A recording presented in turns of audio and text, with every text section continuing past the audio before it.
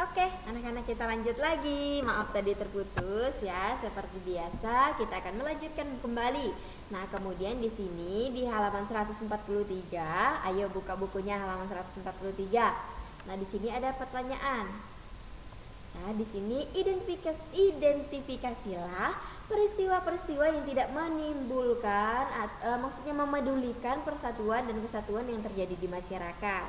Oke, kita lihat di samping. Nah, di sini sudah ada jawabannya. Di sini ada beberapa peristiwa yang tidak memperdulikan persatuan dan kesatuan yang ada di masyarakat. Yang pertama, enggan menengok tetangga yang sedang sakit atau terkena musibah.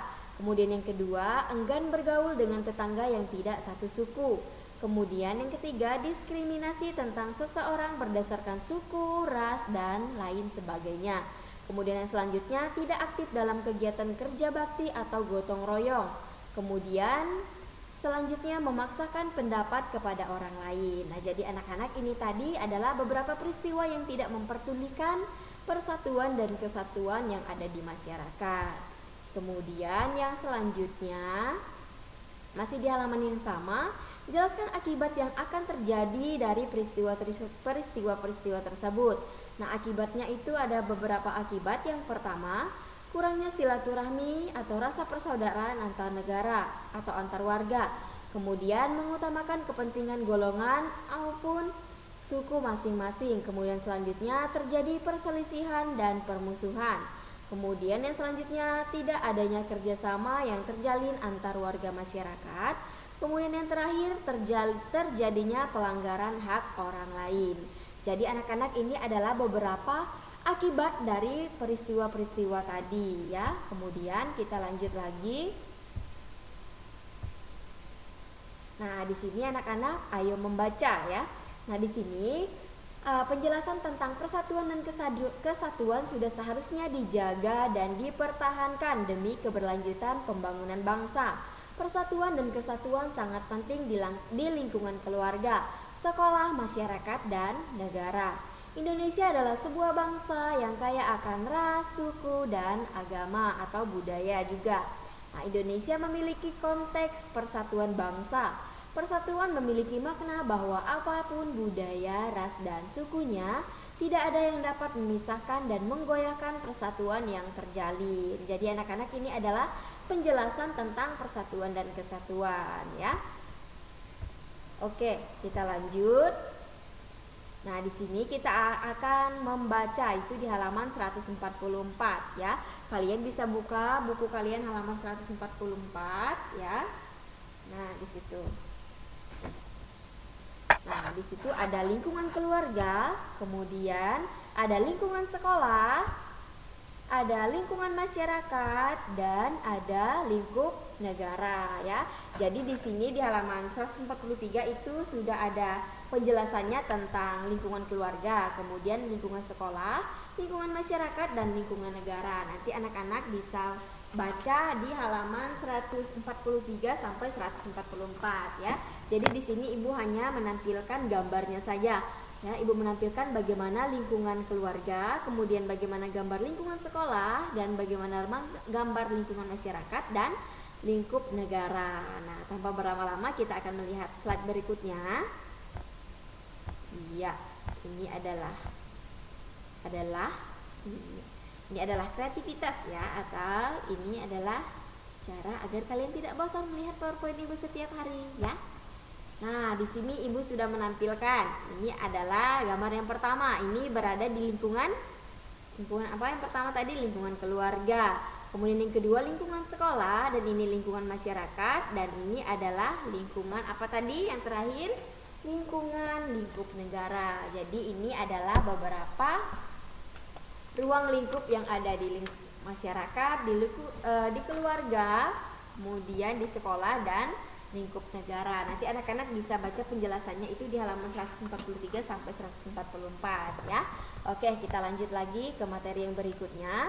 Nah, di halaman 145 di sini, Indonesia sebagai sebuah bangsa yang kaya akan ras, suku, dan budaya memiliki konteks persatuan bangsa. Jelaskan makna persatuan tersebut. Nah, di sini Indonesia sebagai sebuah bangsa yang kaya akan ras, suku, dan budaya memiliki konteks persatuan bangsa di mana persatuan ini memiliki makna bahwa apapun budaya, ras, dan sukunya tidak ada yang dapat memisahkan dan menggoyahkan persatuan yang telah terjalin. Oke, kita lanjut. Nah, sebutkan akibat yang akan timbul apabila tidak mengutamakan persatuan dan kesatuan dalam lingkungan keluarga. Nah, tentu saja anak-anak di sini ada beberapa peristiwa yang akan timbul. Peristiwa yang pertama itu terjadi pertengkaran di dalam keluarga. Kemudian yang kedua, kurangnya kerukunan di dalam keluarga. Kemudian yang ketiga, kurangnya keakraban di dalam keluarga. Jadi anak-anak ini adalah beberapa akibat jika tidak adanya persatuan dan kesatuan di dalam sebuah keluarga, ya. Oke, kemudian sebutkan akibat yang akan timbul apabila tidak mengutamakan persatuan dan kesatuan dalam lingkungan sekolah. Nah, di sini sudah ada beberapa yang Ibu tampilkan jawabannya. Yang pertama, sombong dan tidak peduli dengan sesama temannya. Kemudian yang kedua, membeda-bedakan teman. Yang ketiga, mengolok-olok teman. Dan yang paling parah itu bisa terjadi tawuran. Kemudian yang selanjutnya, sebutkan akibat yang akan timbul apabila tidak mengutamakan persatuan dan kesatuan dalam lingkungan masyarakat. Nah, di sini sudah ada beberapa jawaban. Yang pertama, tidak adanya kepedulian terhadap penderitaan yang dialami oleh orang lain. Kemudian kepentingan golongan maupun suku masing-masing lebih diutamakan oleh masyarakat. Kemudian tidak adanya kerjasama yang terjalin antar warga masyarakat. Oke, kita lanjut lagi. Nah, di sini sebutkan akibat yang akan timbul apabila tidak mengutamakan persatuan dan kesatuan dalam lingkup negara. Nah, di sini ada 3. Yang pertama, hilangnya tenggang rasa dan toleransi dalam bermasyarakat. Kemudian yang kedua, perpecahan bangsa.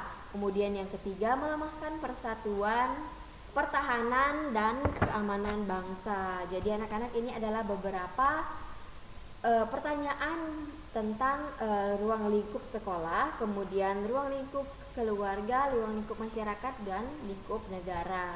Kita sudah menjawab bersama-sama. Nah, kemudian di sini ada cerita lagi tentang Edo, ya. Kita akan baca bersama-sama, itu di halaman 146. Setelah selesai belajar, Edo teringat berita utama yang ia baca di koran, yaitu terjadi pertengkaran antar warga akibat persaingan bisnis. Peristiwa-peristiwa yang tidak mengindahkan rasa persatuan dan kesatuan yang timbul di masyarakat sering disebabkan karena masalah ekonomi. Nah, banyak orang yang merasa masih kekurangan sehingga menghalalkan segala cara demi mendapatkan keuntungan pribadi. Padahal jika masyarakat ingin meningkatkan kesejahteraan hidupnya, mereka bisa melakukan kegiatan-kegiatan ekonomi untuk memperoleh pendapatan tanpa harus melakukan hal-hal yang merugikan orang lain. Jadi anak-anak, ini adalah contoh iklan yang dibaca oleh Edo tadi.